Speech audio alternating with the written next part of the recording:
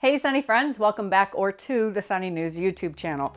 This video is for a very specific audience, and that's people who are curious about or need to take the Life in UK test, and that would be for an indefinite leave to remain visa or possibly UK citizenship. So if you're interested in my normal travel foodie videos or videos about visiting or living in London, this one might not be for you. Specifically, I'm going to go through the steps I took to get ready for the Life in UK test, what to expect at the test center and the test when you take it, and finally general advice, which I hope if you watch until the end could save you hours in preparation.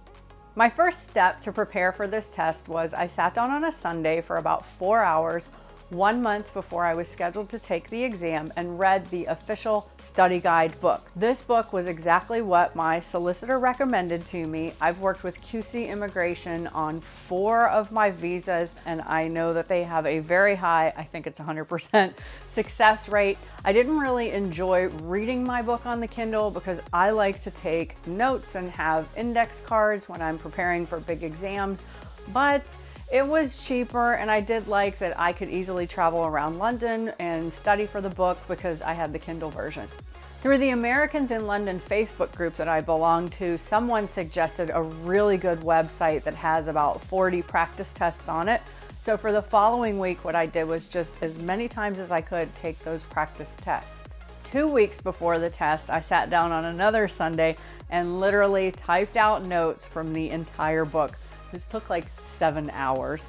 If you want a quick way to get around this, again, check out that blog post where I might have something to share with you about my notes. For that final week before the test, I took those online quizzes anytime I had a spare moment, whether that was riding on a bus or before I went to sleep or waiting for appointments. The online quizzes really helped supplement the information that I read in the book. And then the night before the exam, I tried to read key chapters of the book that I thought were areas that I just simply couldn't remember.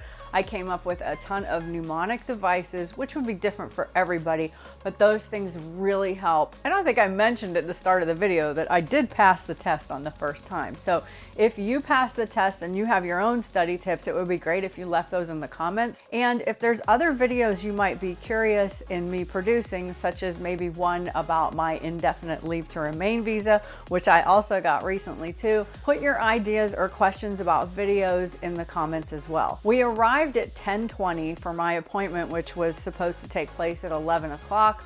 We thought maybe we'd go inside just to see if I could start early, and I was able to go in. My husband, who is the reason why I live here, Mr. Sunny is a UK citizen, was not allowed to go inside with me, so please know that whoever you bring for support to the test with you does have to wait outside. Make sure you bring all the right information with you. Go through that confirmation email that they send you a few times.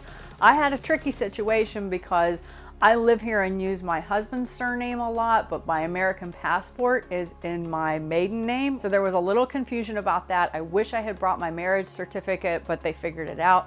That might be a tip for you girls if you could be in the same situation. There was a man there who was denied the opportunity to take his test because he didn't have the right documents. After I checked in, I had to put literally everything, my coat, my purse, my phone, my watch, in a locker to which I was given the key, and then you go to a separate room to take the test. And in that room, they again checked my sleeves and my arms. They looked inside my ears quickly to make sure I didn't have, some kind of earpiece where somebody was feeding me the information. And then I sat down at a computer to take the test. I was so nervous when I sat down to take this test. I really studied hard, but I think what was making me really anxious was the fact that I have 2 master's degrees.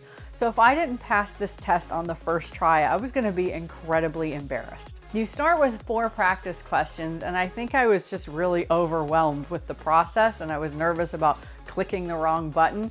But the 4 questions were super easy, and I remember thinking, I hope the rest of the test is this way.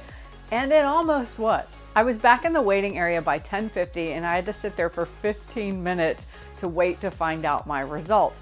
It only took me 10 minutes to take the exam, but They did give me, and I just make sure this doesn't have any personal information, my pass notification. You never actually find out your percent, so while I think I got 100%, I will never know. For general advice, I suggest study for and take that test as soon as you can. 2.5 years ago, when I got my spouse renewal visa, that is exactly the advice that QC Immigration gave me, and I wish I had followed it.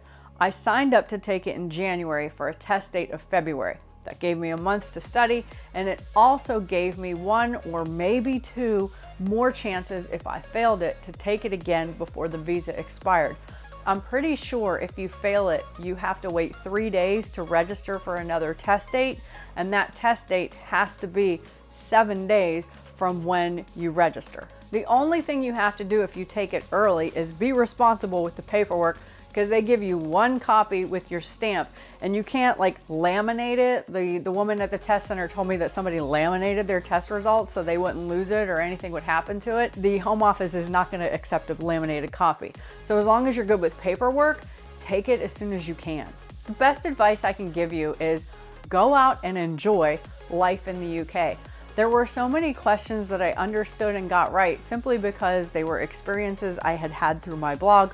For example, one of the questions could be, who gives the tours at the Tower of London? Traveling to Scotland will definitely help you understand the history of Scotland should you be asked a question about it. There was a question on my exam about the Eden project in Cornwall. I had been near it when we visited Cornwall, so I was able to answer that quickly. Something as simple as watching television or going to the cinema will help you on the test. I really do feel that the 2 seasons of The Crown that I watched helped me understand English history. A little bit of humorous advice from Mr. Sunny is that you go and enjoy as many pubs as you can while you're living in the UK. I know that sounds funny, but it's actually true. There is a section of the book that is devoted to learning about pub culture. You're going to learn a lot of things about life in the UK that probably UK residents don't know. I've valued the experience of studying for this test, but in all honesty, right now I think I'm really just a huge asset to a pub quiz team. Don't forget to check out the blog post that accompanies this video, which will give you information about my solicitor and all the other videos that I've made about life in the UK. I wish you a lot of luck in the test if you're taking it, and as always, thank you for watching.